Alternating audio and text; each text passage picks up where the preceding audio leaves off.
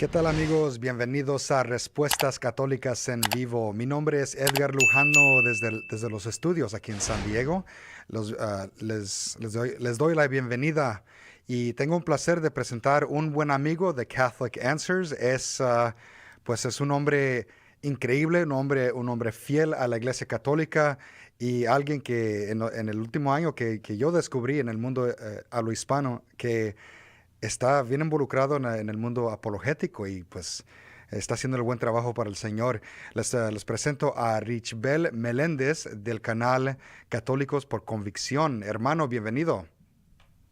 ¿Qué tal, Edgar? Muchas gracias por la invitación. De verdad que es un gusto y un honor estar aquí porque, bueno, como te decía antes de comenzar, o sea, Catholic Answer ha sido parte de mi formación, ¿no?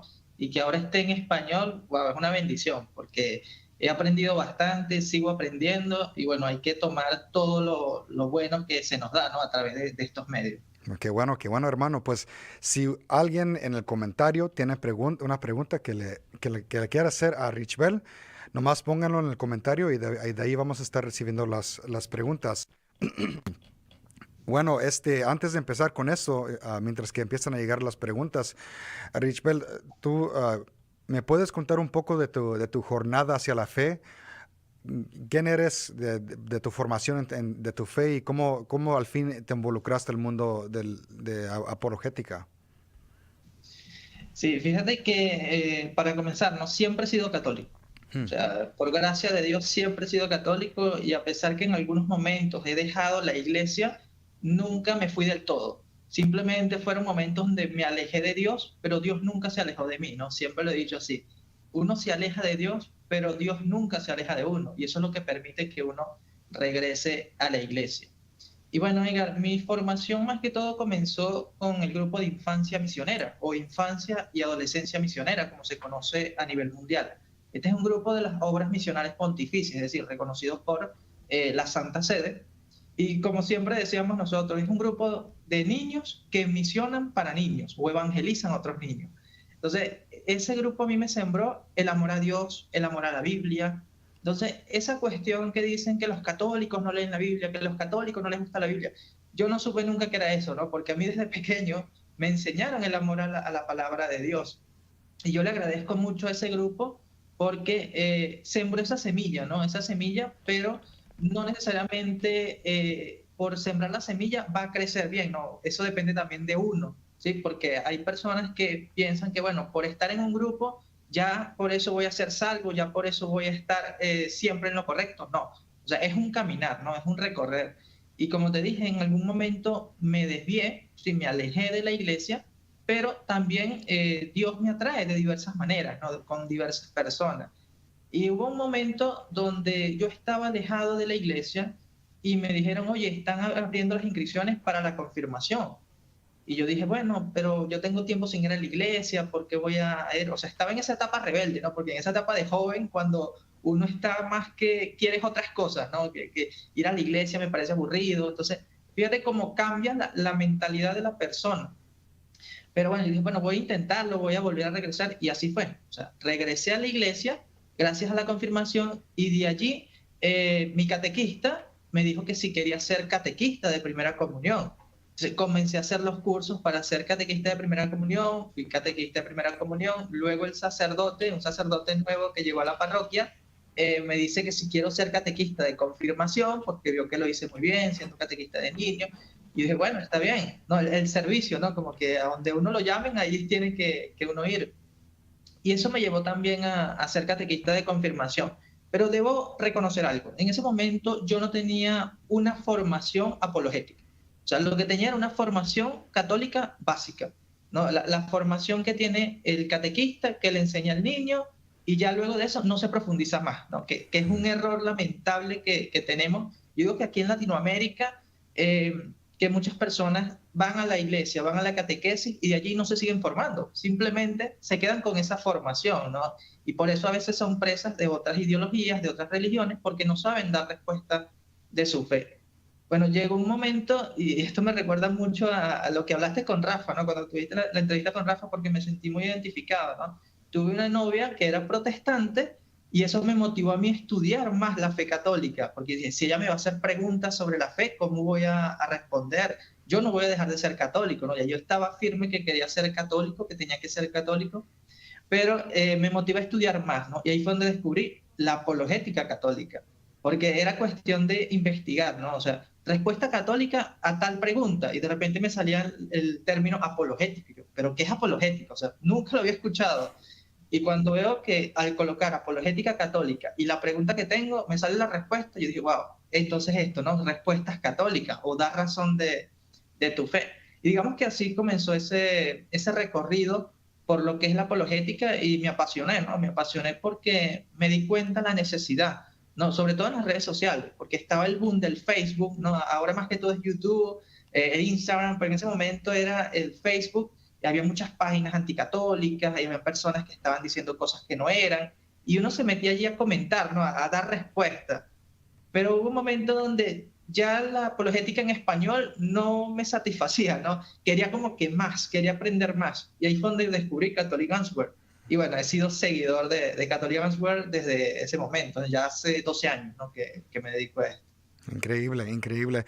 Lo que se me hace muy curioso es que la gente que se empieza a involucrar en la fe y que quiere aprender más, siempre lo pone en una posición de liderazgo en la iglesia, como alguien que está enseñando en catecismo, clases de confirmación o algo así, y uno Sí, sí. tiene que empezar a preparar uno mismo para poder dar las respuestas. Y se me hace curioso que tú como Rafa era una mujer que, Sí, sí. los empezó a acercar a la fe católica sin querer. Ellas querían acercarlos a la fe protestante, a otra religión, pero al fin se hicieron católicos eh, la fuerza de la fe católica creció entre ustedes. Es muy interesante eso. Sí, Y de hecho, el canal se llama Católicos por Convicción, por eso, ¿a ¿ves? O poco? sea, porque ya no era solamente un católico tradicional, un católico porque mi familia es católica, no, ahora era un católico porque tengo la convicción de lo que significa ser católico. ¿Y cómo empezó tu canal? Porque antes de empezar el programa me dijiste que nomás llevas 2 años con este programa y ya va creciendo y tienes mucha gente muy Sí, increíble en el programa. sí, gracias a Dios, bueno, he recibido mucho apoyo, ¿no? De parte de los hermanos, y de hecho el canal lo tengo gracias a unos hermanos que me lo sugirieron, porque como te digo, mi apostolado en las redes sociales más que todo era por Facebook.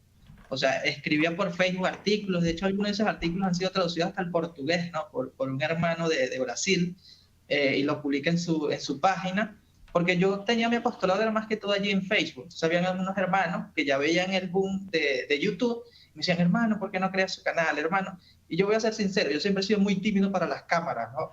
O sea, me era difícil hablar frente a una cámara. Bueno, todavía no, seguimos allí practicando, pero era tanta la insistencia de algunos hermanos que me decían, hermano, hace falta esto aquí en YouTube, hace falta este canal, así. Yo, bueno, vamos a crearlo, ¿no? Hasta que me dediqué en el 2022, hablé con un hermano que sabe diseñar páginas web, canal de YouTube, sabe de todo eso. Dije, hermano, necesito que me ayudes para poder formalizar más que todo el ministerio, porque yo tenía el ministerio de Católicos por Convicción, pero era, vamos a decir, muy informal, o sea, no era muy formalizado, sino que simplemente, bueno, me hago llamar Católicos por Convicción. No, ahora sí puedo decir, soy el director del ministerio, reconocido por este sacerdote, voy a diversas parroquias, ¿no? Y tenemos nuestro logo. Y bueno, el canal se formó en ese contexto. Y bueno, gracias a Dios eso recibió un gran apoyo por parte de los hermanos que lo pedían. Y también tú sabes que cuando uno tiene que si un diálogo o un debate que muchas personas esperan o que se presentan cosas que quizás no conocían, eso te da como que más alcance, ¿no? Y eso sucedió. Porque yo tuve un diálogo con un venezolano también, ¿no? Bueno, soy de Venezuela, ¿no? Por si acaso los que no saben, soy de Venezuela. Hay un protestante venezolano en su canal de YouTube, él critica mucho la Iglesia Católica, y yo lo invité a dialogar.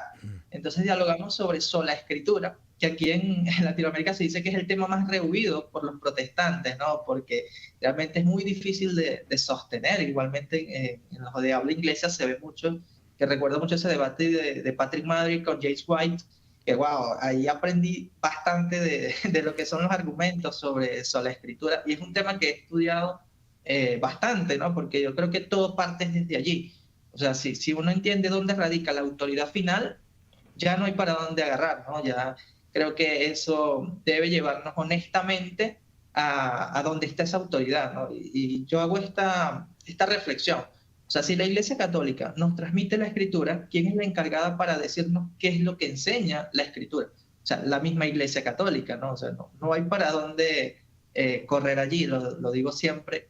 Pero para muchos es difícil, ¿no? De asimilar esto y sobre todo si vienes de una tradición ya protestante, pero a nosotros nos corresponde simplemente es dar razón de nuestra fe, no imponerla, porque a veces se ha cometido ese error, pensar que debemos imponer nuestra fe. No, nosotros debemos exponer nuestra fe, ya que el Espíritu Santo obre en cada persona. Muy bien, no, es muy cierto. Lo que he notado para mí que ese argumento de la sola escritura fue una de las cosas que en cuanto empecé a estudiar los padres de la iglesia, entendí que eso no era una cosa que estaban peleando. Ellos reconocían el poder del magisterio de la iglesia, de los sucesores de los apóstoles. Y con saber eso, sabemos que nuestra fe no es no es de una tradición que vino después, y digo que es la sola escritura, es una tradición que llegó después, pero es algo Exactamente. que era origen con Jesús, y se me hizo muy increíble, pues, y con eso pasé de ese tema y seguí a otras cosas. Pero, Richbel, tenemos unas preguntas y si quieres podemos empezar. Sí, sí, adelante. Bueno, primero, Ángela nos pregunta, quisiera saber desde dónde comenzar a leer la Biblia. Esa es una pregunta muy interesante, Edgar, porque a veces las personas tienen esta costumbre de que, bueno, Dios me va a iluminar qué es lo que debo leer y abren la Biblia y empiezan, bueno, aquí. Y esto es lo que Dios me quiere decir. No, o sea, es que la Biblia no se lee al Ujú. azar. O sea, hay una forma de leer la Biblia para completarla y el magisterio nos da esa guía. O sea, el Nuevo Testamento explica el Antiguo Testamento. Por lo tanto, hay que comenzar por el Nuevo Testamento. Entonces, ¿dónde comenzamos? En los Evangelios, ¿no? Para comenzar a conocer la vida de Jesús. Luego los hechos de los apóstoles, las cartas de San Pablo y luego el resto del Nuevo Testamento. Ya podemos comenzar con el Génesis, con el Éxodo, Números, Levítico, o sea, todo el Antiguo Testamento para conocer la historia de la salvación. Pero principalmente hay que comenzar es con el Nuevo Testamento, ¿no? que nos revela lo que el Antiguo Testamento ya nos ha hablado. Sí. Sí, una cosa que aprendí cuando estuve estudiando teología era que los evangelios estaban escritos para diferentes personas. Como el evangelio de Mateo fue escrito para los judíos. Si uno se pone a leer las escrituras de Mateo, notan que hay muchas cosas que dice que para uno que no es judío no va a entender completamente. Hay muchas tradiciones de los judíos, celebraciones y todo eso, porque está escrito para ellos. Pero si uno se pone a Exactamente. leer como el Evangelio de Marcos, está escrito para los romanos. Y ellos, aunque eh, les encantaban las historias de acción, dicen, y por eso es el más corto. Y les gustaba las cosas rápidas, y cuando uno se pone a leer Marcos es muy rápido lo que está sucediendo. Y luego Lucas está escrito para gente como tú y yo, que no somos de las tradiciones judías. Y Los gentiles. los gentiles. Y cuando alguien me hace esa pregunta, siempre les digo que empiecen con Marcos o empiecen con Lucas. Y más fácil es aprender Lucas, porque vamos a escuchar las historias de la natividad de Jesús. Y luego la segunda parte de ese evangelio es Hechos de los Apóstoles, porque es la misma persona que escribió los dos libros. Sí. Este, Sí, exacto. pues si alguien, tenemos mucho espacio para más preguntas, o si quieren hacer sus preguntas, pónganlo en el chat ahí en YouTube y vamos a seguir con más preguntas. Ángela nos hace otra pregunta. Dice, ¿podría ayudarme a saber si la Virgen María visita el purgatorio? Fíjate que eso tiene que ver mucho con las revelaciones privadas, ¿no? Porque hay revelaciones privadas que sí muestran esto, o la misma, vamos a decir, la misma vocación de la Virgen María como Nuestra Señora del Carmen, ¿no? Que puedo decir que en la parroquia donde me crié cristianamente se llama así, ¿no? Parroquia Nuestra Señora del Carmen. Cuando uno ve el icono, uno ve a la Virgen María sacando almas del purgatorio, ¿no? Si ustedes buscan el icono o la imagen de esa advocación. Por lo tanto, es una creencia piadosa, ¿sí? De que la Virgen María saca almas del purgatorio, mas no tenemos cómo mostrarlo, es decir, por la Biblia, ¿no? Hay un texto bíblico que nos diga esto, no. Obviamente ya es algo más piadoso que tenemos como católicos, pero aquí es importante también distinguir, ¿no? Entre la revelación pública y la revelación privada, que muchas veces se confunden, ¿no? A veces las personas piensan que la revelación privada complementa a la revelación pública. No, hay que aclarar lo siguiente, o sea, la revelación pública es todo aquello que Dios reveló y quedó escrito en la Escritura, ¿no? Y que la Iglesia nos sigue transmitiendo o se sigue tratando de comprender, ¿no? De qué fue esa revelación pública, como dice el catecismo, ¿no? Tratando de explicitar lo que ya fue revelado. Ahora, la revelación privada son esas revelaciones que Dios a través de la historia ha dado a diversas personas, o sea, con un determinado propósito. Porque la revelación pública podemos decir que es para todos, ¿no? Porque es el mensaje que Dios quiere darnos a todos. Por eso quedó en la Escritura.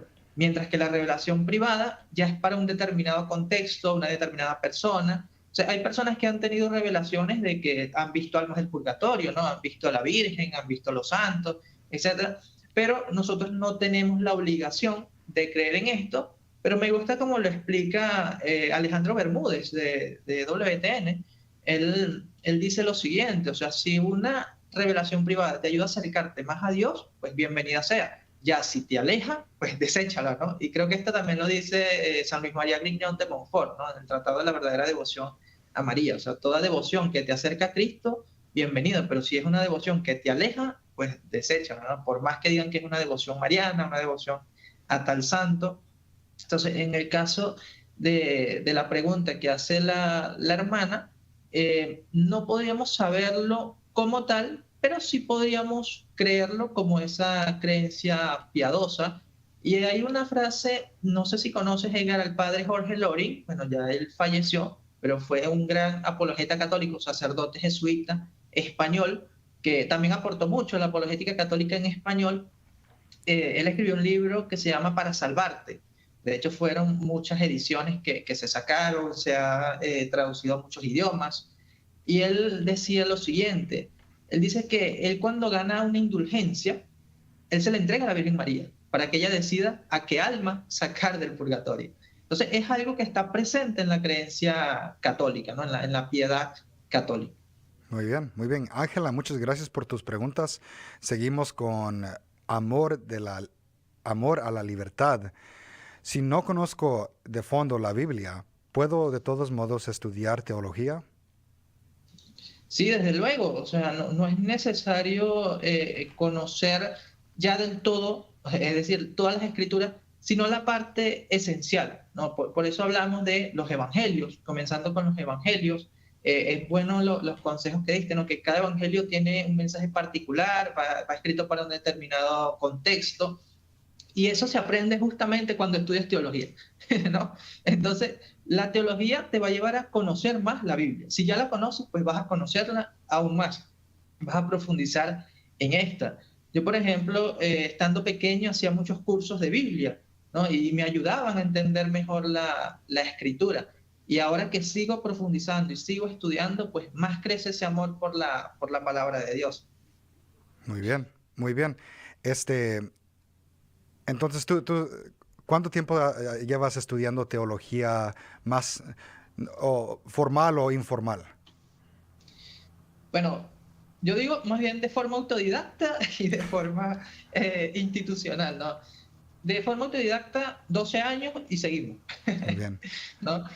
Ahora, formalmente, yo comencé a estudiar en la Escuela de Teología para Laicos, Escuela Arquidiocesana de Teología para Laicos, de aquí de mi arquidiócesis de Barquisimeto, ya hace unos 4 años, pero cuando vino lo de la pandemia, perdón, hace unos 5 años, cuando vino lo de la pandemia, digamos que hubo un año sabático, ¿no? Donde no estudiamos y luego regresamos, pero yo tuve que decidir, ¿no? Entre si estudiar allí en la Escuela de Teología o estudiar en una universidad, ¿no? En un instituto como tal, porque no es la misma formación. Digamos que en la Escuela de Teología era un poco más básico, pero para lo que yo busco, que es profundizar más, ya es necesario estudiar en un instituto.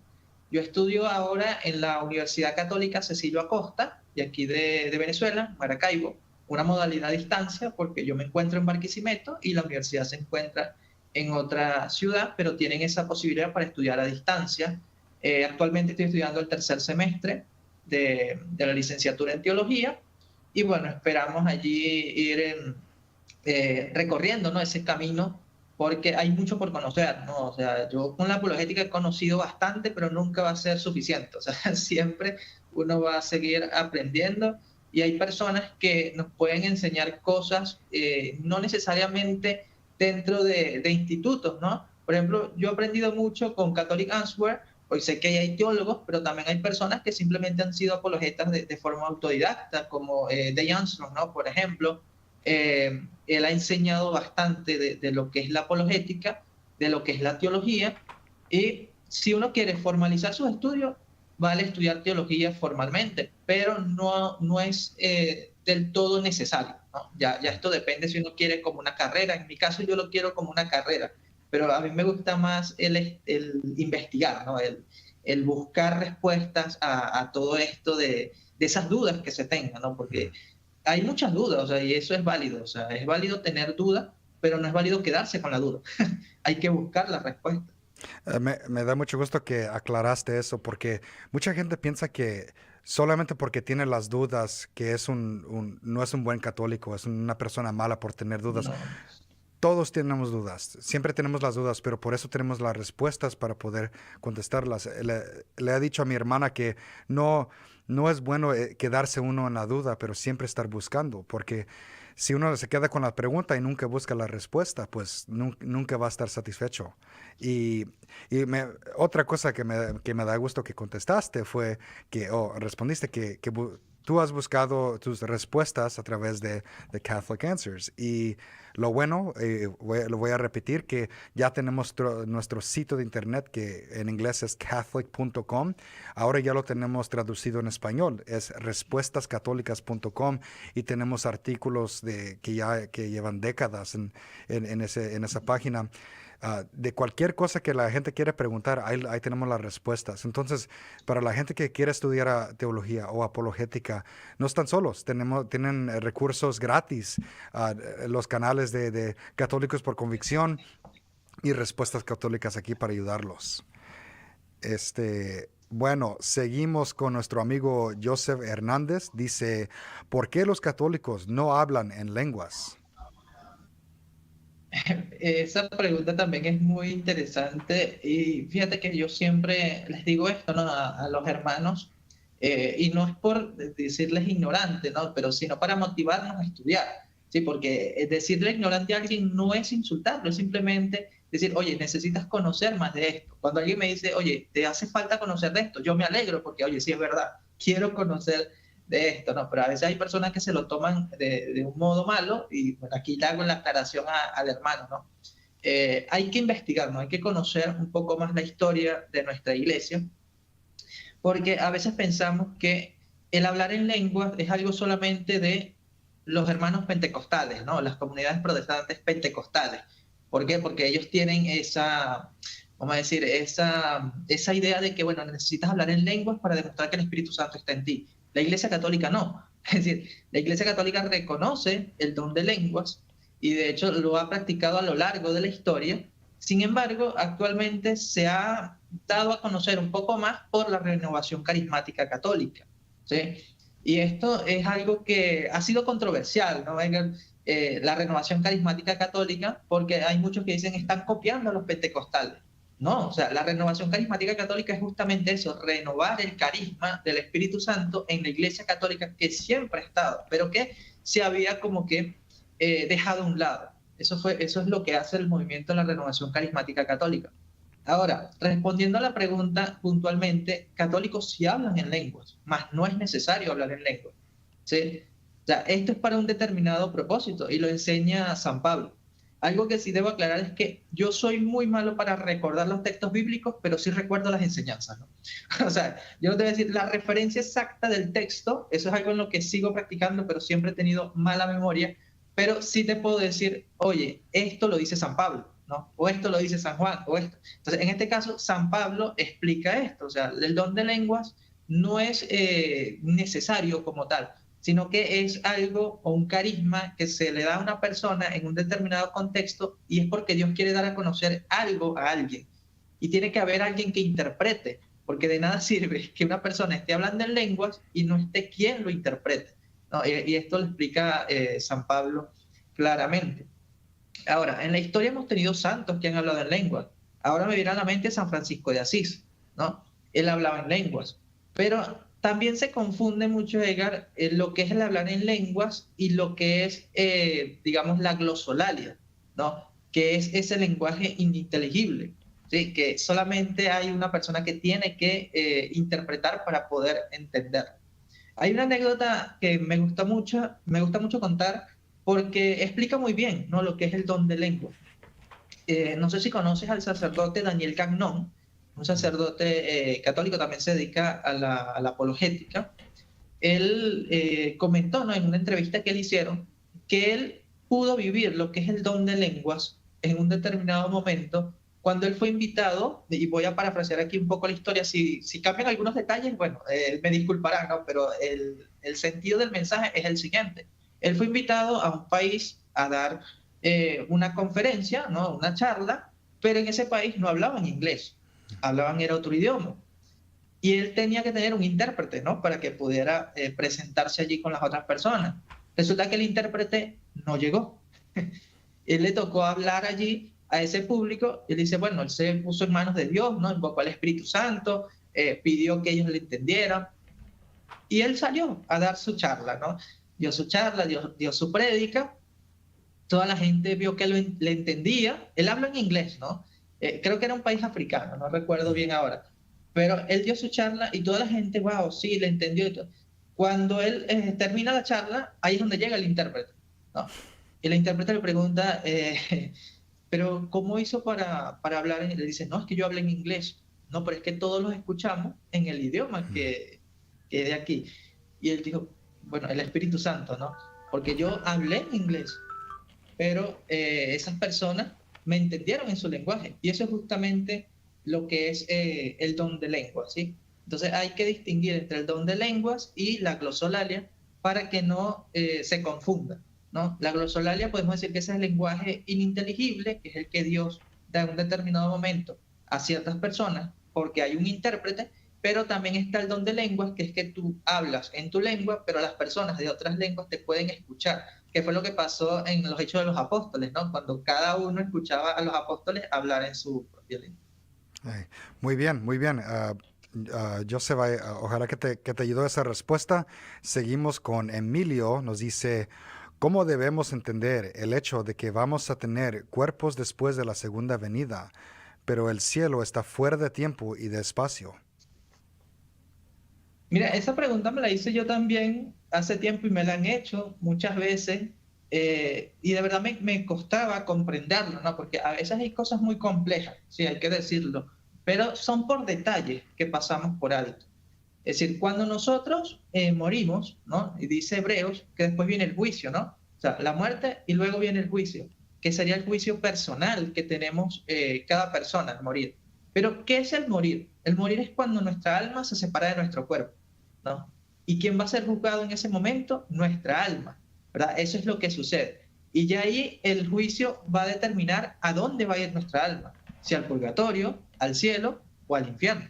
Porque esta es otra cosa, ¿no? Muchas personas piensan, no, que el infierno es al final de los tiempos. No, el infierno ya prácticamente está lleno de almas que lamentablemente no se arrepintieron o murieron en pecado mortal, ¿sí? Por eso es que nosotros tenemos que vivir en gracia, ¿no? Eso es lo que Dios nos pide, o sea, vivir en gracia para que esto no suceda. Ahora, si entendemos la muerte como esa separación entre el cuerpo y alma, ya esto nos permite entender que el alma prácticamente ha tenido una primera resurrección, ¿no? Que no es el término preciso, porque cuando hablamos de resurrección, hablamos de la resurrección de los cuerpos, ¿no? Pero en este caso, algunos teólogos lo exponen de esta manera. Podemos decir que la primera resurrección es cuando el alma se separa del cuerpo y va al cielo, o en este caso, no vamos a asumir que está en el cielo. Ya cuando venga el juicio final, ahí es donde nuestra alma se va a reencontrar con nuestro cuerpo, ¿no? Y va a ser juzgada nuevamente. pero no va a ser otro juicio. Por eso también se explica que el juicio personal y el juicio universal es el mismo, solamente que ocurre en distintos momentos para nosotros, no para Dios, porque para Dios no existe ni el tiempo ni el espacio. Muy bien. Muy buena pregunta, Emilio. Gracias por esa pregunta. Y pues vamos a regresar con nuestro amigo Joseph Hernández porque nos está haciendo muchas preguntas y muchas gracias por eso. Pero si estás escuchando y quieres hacer tu pregunta, nomás ponlo en el chat le voy a hacer la pregunta a Rich Bell. Bueno, seguimos. Joseph dice, los otros días aprendí que el término aplastar en Génesis 3:15 también es, ¿cómo dice? Echar en hebreo. Es echar, acechar en hebreo. ¿Podría abundar qué significa eso teológicamente? Bueno, Joseph, vamos a regresar a esa pregunta en un momento.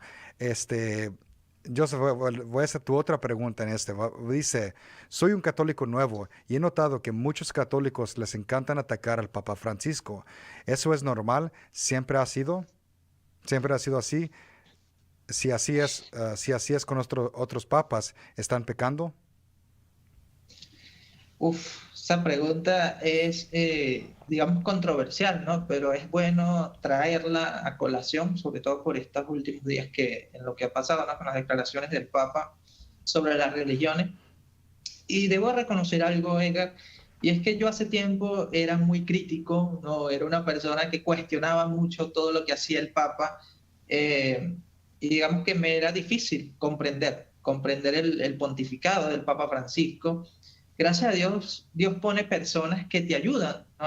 a ver las cosas de una mejor manera. Digamos que esos son los hermanos católicos que necesitamos, ¿no? Esos hermanos que te hagan ver las cosas de una forma diferente y de una forma que te permita seguir siendo católico, ¿no? Cuando uno va a la historia de la iglesia, uno encuentra que siempre han habido personas que están con el Papa y personas que están contra el Papa, ¿no? O personas que critican o cuestionan al Papa y otros que también, digamos, que lo hacen de una manera respetuosa, ¿no? Porque el Papa no es que es infalible en todo momento, o sea, hay que aclarar eso, ¿no? El Papa es infalible, es un carisma que se le otorga cuando habla de fe y moral, ¿no? Y obviamente para confirmar la fe de nosotros, pero el Papa no puede decir algo que vaya contra la doctrina, contra la moral, porque ya eso sería ir en contra del Espíritu Santo, entonces no podemos decir eso porque el Papa es asistido por el Espíritu Santo. Ahora, si caemos en pecado o no, yo creo que ya depende de la intención, ¿no? Porque si tú vas con una intención de querer atacar al Papa, de querer decir, oye, pero es que el Papa está llevándonos por el mal camino, que no. En cambio, si tú, por ejemplo, dices, oye, no me pareció que el Papa dijera esto porque puede que confunda a ciertas personas, o sea, no estás siendo, vamos a decir, de todo fuerte con el Papa, sino que simplemente estás basándote en tu conciencia de lo que consideran que debe haber sido. Pero si me preguntas a mí particularmente, yo no veo correcto el hecho de que se esté cuestionando al Papa de forma pública, ¿no? Y yo siempre pongo este ejemplo, o sea, tú no criticarías, tú no cuestionarías a tu padre, ¿no? Tu padre biológico, tu padre de crianza, de forma pública, o sea, tú lo harías de forma privada, tú le dirías, oye, no me pareció esto, creo que esto. Y con el Papa Francisco podemos decir que puede pasar eso, ¿no? Los cardenales pueden decirle de forma privada a su santidad, pudo haber dicho esto de esta manera, para que no se preste a confusión, ¿no? Eso puede pasar. Ahora, a través de la historia han habido personas que han, digamos, llamado la atención al Papa por determinados contextos. Pero repito, la forma es lo importante. No, te comentaba yo que estaba viendo hace un momento el programa de Trainhard, donde trató este caso de las últimas declaraciones del Papa, y lo hizo de la forma correcta, o sea, de la forma que un católico debe hacerlo, porque lamentablemente hay formas que no son católicas, y Day Armstrong lo dice, o sea, son formas que son más protestantes, ¿no? de tratar estos casos. Entonces hay que revisar eso para no caer en ese error, ¿no? Porque podemos decir que es un error. Ahora, Lo de estar pecando, yo diría que ya es cuestión de cada quien, ¿no? Ver eh, cómo lo están haciendo, ¿no? Y ya Dios va a juzgar a cada uno. O sea, no podemos tampoco juzgar el foro interior de cada persona, ¿verdad? Sí, sí conoces la historia de Santa Caterina de Siena y lo que estaba ocurriendo con el papado en ese tiempo, que Ujú. había antipapas y hubo el verdadero papa que estuvo en ah, Aviñón, se me hace que estuvo. Sí, Y, sí. y Santa Caterina le mandó cartas, varias cartas y no eran muy, eran respetuosas las cartas, lo que le decía, pero era también con fuerza que le respondía, y le decía, Santo Padre, lo que usted tiene que hacer es regresar a Roma porque es donde es el obispo, es obispo de Ujú. Roma, no obispo de Aviñón. Y toma momentos como eso que tenemos que ser gente humilde en saber que a veces no comprendemos todo lo que va a decir el Papa, pero por eso tenemos el magisterio a darnos aclaración. Y sí, es cierto que a veces mm, el Papa puede decir ciertas cosas que no son claras y en eso podemos preguntar, pues es cierto o no, pero al fin del día es sucesor de San Pedro. Al fin del día, él es el que Jesús le dio la autoridad a Pedro y él es el que recibió las llaves del cielo. Este, no sé si tienes más comentarios sobre eso o si quieres seguir más adelante. Bueno, podríamos continuar ahondando mucho porque en mi experiencia, como digo, yo creo que es más que todo es ignorancia de parte del católico de comprender el ministerio del papado, Ujú. ¿no? Y saber cómo reaccionar. Y algo muy importante que me lo enseñó un sacerdote es comprender que cada papa tiene su personalidad. Es decir, podemos decir que el papa Juan Pablo II fue el papa misionero, ¿no? Podemos decir que el Papa Benedicto XVI fue el Papa teológico y podemos decir que el Papa Francisco es el Papa pastoral. Entonces muchas veces no se entiende esa parte de la pastoral del Papa, o sea, cómo el Papa anda buscando esa oveja perdida y siempre habla en búsqueda de eso, ¿no? De aquellos que están fuera de la iglesia. Entonces el católico a veces juzga todo lo que dice el Papa como que, bueno, pero ¿y en el católico entonces qué pasa? O sea, ¿por qué el Papa dice esto? Pero es que no está hablando para el católico en sí, está hablando en un determinado contexto, ¿no? Para un determinado público. Y eso es algo que viene también de lo que tú decías, ¿no? De los evangelistas. Cada uno hablaba un determinado contexto, un Ujú. determinado público. De ese mismo modo hay que ver también cuando el Papa Francisco habla, o sea, a quién le está hablando, a quién se está dirigiendo, por qué lo está diciendo, en qué contexto. Antes de decir, oye, el Papa se equivocó, o antes de querer juzgar, lo primero es ver eso, ¿no? Ver el contexto y también comprender cuál es nuestro lugar. Porque el Papa León XIII fue muy claro cuando dijo, como católicos, cada uno debe tener claro su lugar. Es decir, están los pastores, que son los que enseñan, y están los fieles, que son los que reciben la enseñanza. Pero a veces los fieles quieren adoptar el papel de pastores y quieren enseñar a los pastores, ¿no? Entonces hay que también medir eso, ¿no? El lugar de cada uno dentro de la iglesia. Muy buena aclaración, muy bien, Rich Pell. Bueno, con eso seguimos a nuestro amigo Amor a la Libertad. Dice, ¿cómo hago para demostrar que los santos que han fallecido pueden interceder por nosotros? Mi esposa es protestante y no puedo usar macabeos. Ella dice que los muertos descansan en paz. Uf, fíjate que la comunión de los santos es algo que yo creo que los protestantes podrían comprender si entendieran el credo, ¿no? O sea, porque en la parte del credo que decimos, creo en la comunión de los santos, es algo que compartimos, tanto católicos como protestantes. Ya lamentablemente hay protestantes que han olvidado esto o han dejado a un lado esto, ya sea por ese rechazo al catolicismo, porque dicen, no, eso es muy católico, ¿no? O sea, es como cuando una persona entra a una iglesia católica y escucha el credo, va a decir, bueno, esto es católico, pero de repente va a una iglesia luterana y escucha el credo y dice, oye, pero esto también es católico, ¿no?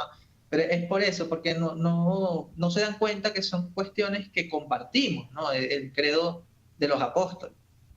Ahora, ¿cómo demostrarlo? Mira que esto ya es algo que debemos comprender como católicos.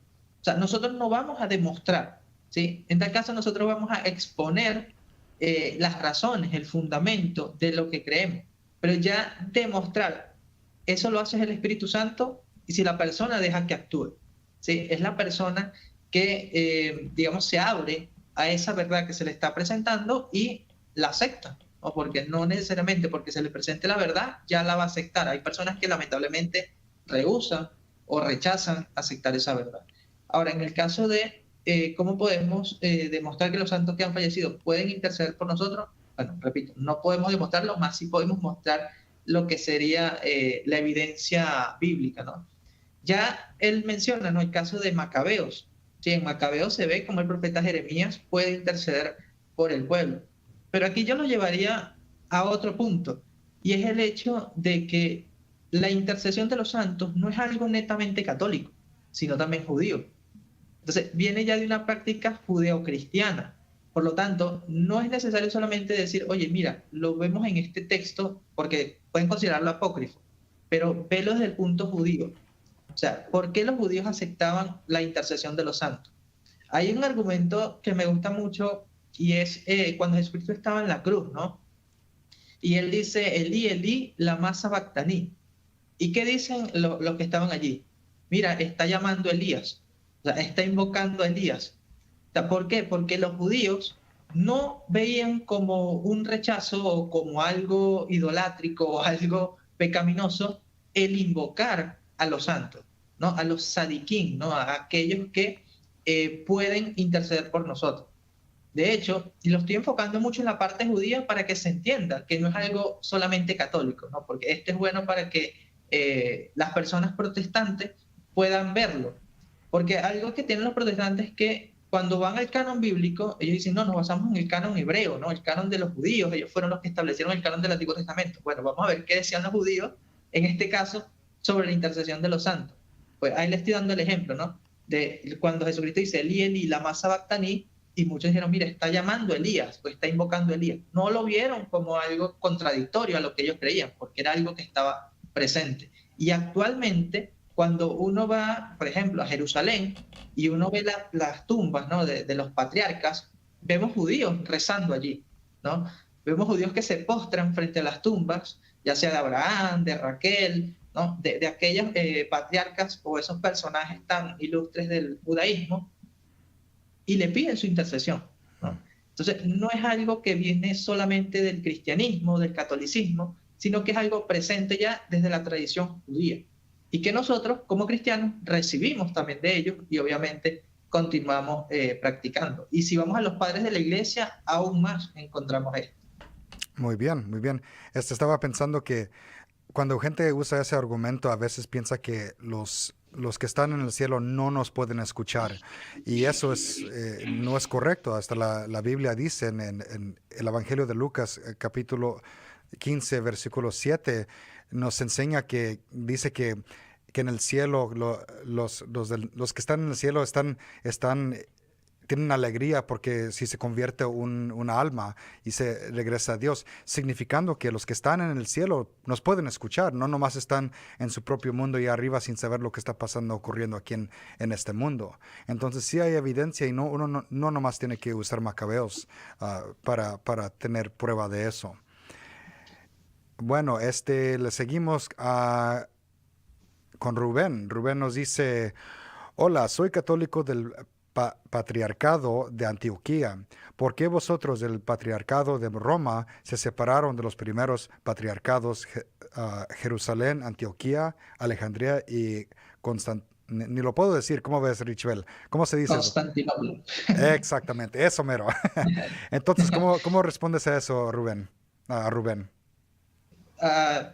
Mira, estos temas son muy interesantes porque no sé si el hermano se presenta es católico como tal, porque sabes que los ortodoxos también se hacen llamar católicos, ¿no?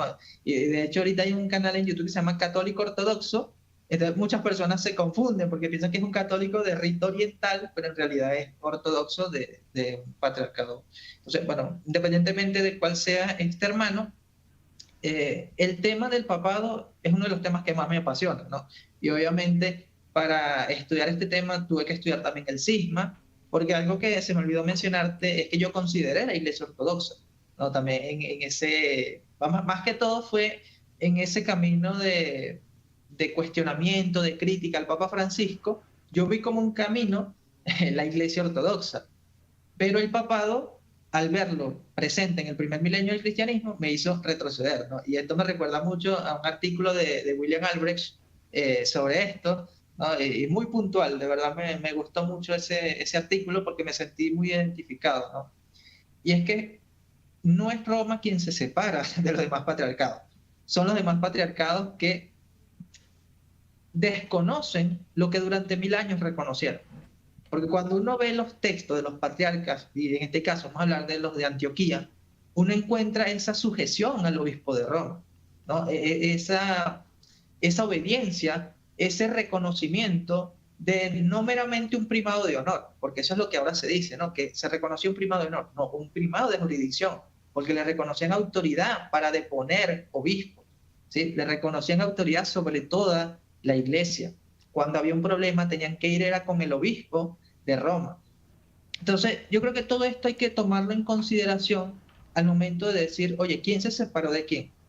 Bueno, si durante 1000 años reconocían algo y luego dejaron de hacerlo, ahí se ve quién fue el que se desvió, ¿no? Quién fue el que dejó la unidad.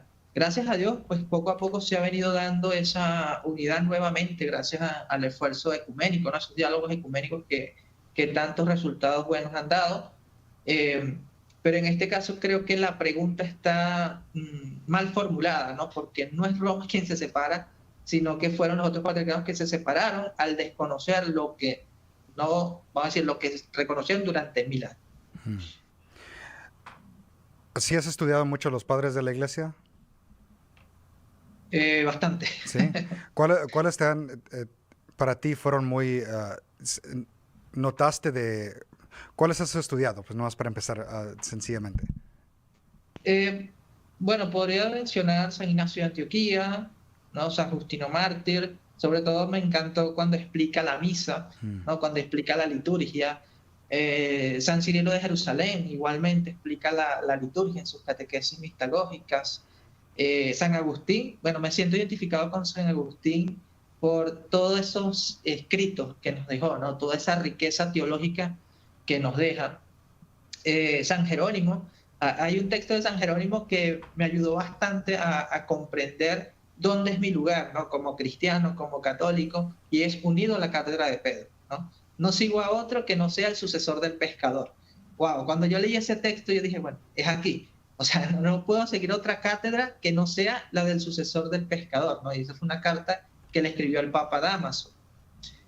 Podría decir también el Papa San León Magno, porque varios papas también fueron padres de la iglesia. San Juan Damasceno, en su explicación de las imágenes, no, eso fue para mí, digamos que muy impresionante el ver cómo trató el caso de las imágenes, ¿no? De las imágenes sagradas, y la forma como lo expuso en su defensa de los íconos me ayudó bastante al momento de explicarle esto a un testigo de Jehová. Cuando dialogué con un testigo de Jehová, usé los argumentos de San Juan Damasceno para poder explicar por qué tenemos imágenes sagradas. Increíble. Pues me da gusto que mencionaste a Jerónimo, porque esta próxima pregunta, Anthony Franco nos pregunta algo sobre eso. Dice, ¿qué hay de cierto que no tenemos el mismo canón de Jerónimo? Porque supuestamente en el canon de Jerónimo estaba el Apocalipsis de Esdras. Mira, cuando a mí me hacen una pregunta que yo todavía estoy estudiando, yo te voy a aconsejar a quién leer o a quién escuchar que ya ha estudiado este tema, ¿no? Y que lo sigue profundizando. Y aquí, bueno, vamos a hacerle publicidad a otro hermano conocido también de aquí de Catholic Answer, que es Gary Michuta, ¿no? En su canal, se me fue el nombre ahora, pero está enfocado en lo que es estos temas, ¿no? Del canon bíblico, que es de mis temas favoritos también, pero no quiere decir que ya lo sepa todo, ¿no? Obviamente sigo estudiando.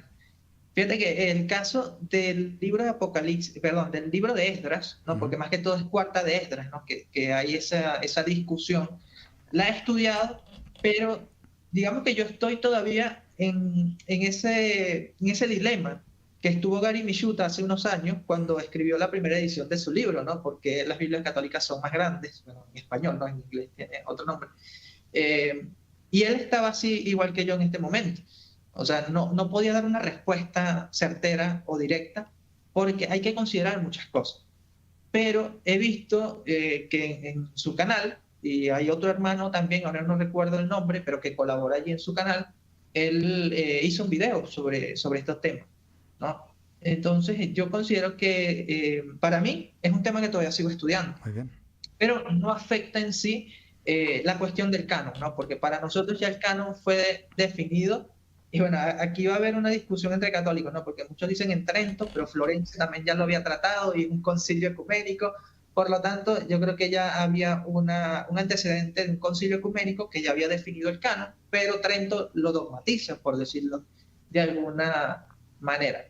Y el caso de Jerónimo, haciendo un lado esta parte del Cuarta de Esdras, ¿no? Del libro de Esdras, yo creo que el caso de Jerónimo ha sido muy mal interpretado, ¿no? Muy incomprendido, porque San Jerónimo no da como tal un canon. O sea, él deja otra lista de libros. O sea, a lo largo de la historia vamos a ver diversas listas de libros por parte de los padres de la iglesia. Y ojo, algo que hay que prestar atención, Edgar, y que muchas veces me pasa por alto, es que las listas no siempre van a especificar, esta es la lista de la iglesia, sino esta es la lista de los judíos. Entonces muchos dicen, ah, bueno, mira, este padre de la iglesia seguía esta lista. No, pero es que él está hablando del canon de los judíos. Por decir, cuando hablamos de Orígenes, ¿no? Orígenes dice, estos son los libros de los hebreos. Y muchos dicen, mira el canon de Orígenes. No, él está hablando cuál era el canon de los hebreos. Entonces no hay que confundir. ¿Por qué? Porque cuando él trata el tema en otra carta, él dice, y la iglesia recibe este libro. Por lo tanto, aquí sí está hablando de los libros que la iglesia recibe. O sea, no eran los mismos. Pero a mí me gusta mucho lo que dice un erudito protestante, no sé si habrás escuchado de él, bueno, ya es del siglo pasado, Albert Karl Sundberg Jr. Él dice que la iglesia heredó las escrituras del judaísmo, mas no heredó un canon, ¿sí? Porque el canon lo viene a definir es la iglesia. Entonces, la iglesia recibe las escrituras, pero no recibe el canon como tal. ¿Por qué? Porque le corresponde a ella definir el canon. Por eso es que nosotros no podemos abocarnos al canon de los judíos, porque, como dicen también otros eruditos, este fue posterior al cristianismo. Entonces, ya después digamos, del siglo I, ya el judaísmo no tenía esa autoridad delegada para decirnos, mira, este es el canon bíblico. ¿Por qué? Porque ya Jesucristo le había dado la autoridad de atar y desatar a su iglesia. Muy bien, sí. Y me gusta lo que dijiste ahí porque un apologeta no siempre tiene las respuestas, pero siempre está aprendiendo de las respuestas y específicamente del canon, porque es una historia increíble y ese libro de Gary Michuta es increíble en lo que explica. So, me da gusto que también lo estás leyendo porque es un buen recurso para tener. Tristemente nomás lo tenemos en inglés ahorita, pero si Dios quiere y si la gente nos apoya aquí en nuestras metas de Catholic Answers, muy pronto tendremos muchos de nuestros libros de Catholic Answers en español. Pues Esperamos verlo así como este, ese mero, el de ese es el de Trent. El Ahí de está Trent, mero, en español, en el en español. español. No, pues muy bueno, me da gusto que lo tienes ahí, porque sí es un libro increíble. También lo vendemos aquí en Catholic Answers, porque hay una versión que se vende en Latinoamérica y hay una versión que se vende aquí en Estados Unidos.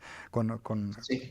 Pero muy bien, pues ya casi viene el fin de la hora. No sé si tienes un tema o algo con lo que quieres terminar de platicar, de algo de apologética. Sí, bueno, me gustaría más que todo siempre aconsejar, ¿no? A aquellos que quieran dedicarse a la apologética. Aquellos que se dediquen a la apologética entiendan que este camino no es sencillo, no es fácil. Van a haber momentos donde tú quieras decir, no, ¿para qué? O sea, ¿para qué voy a seguir haciendo apologética si les digo esto, les explico esto y aún así no quieren entender?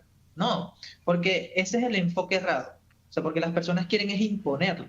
No, entiendan que la apologética es exponer la fe.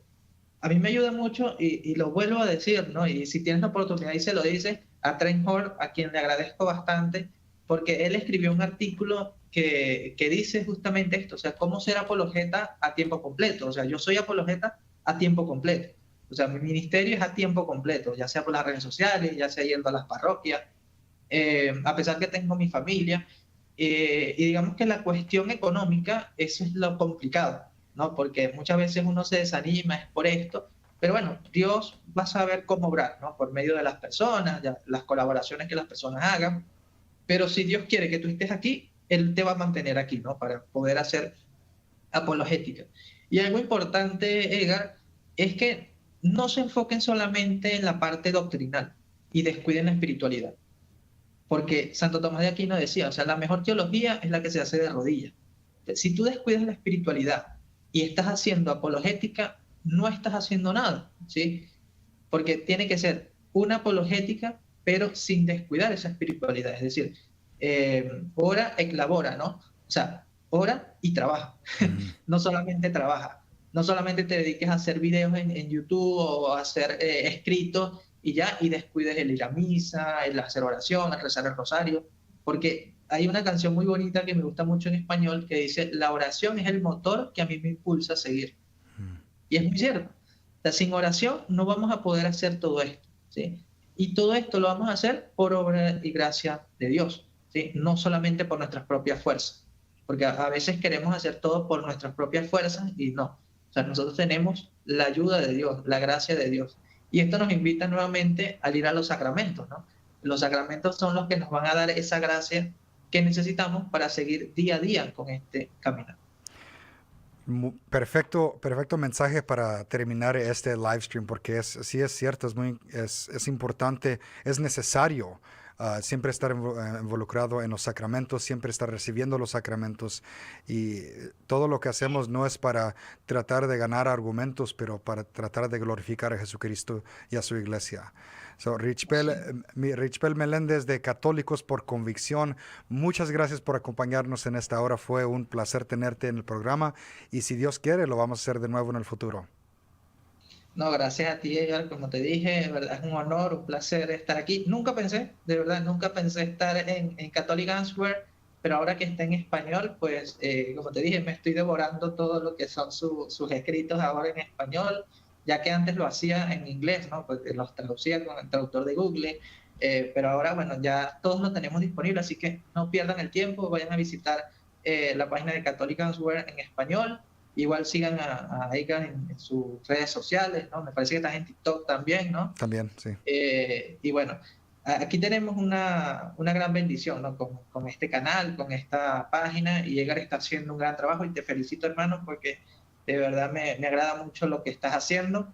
Y recuerdo la vez que te tuve en el canal y anunciamos también sobre esto, y ahora, bueno, estoy aquí también. Pues sí, será la primera de muchas, ¿no? Y que sigamos aquí trabajando para la gloria de Dios. Exactamente.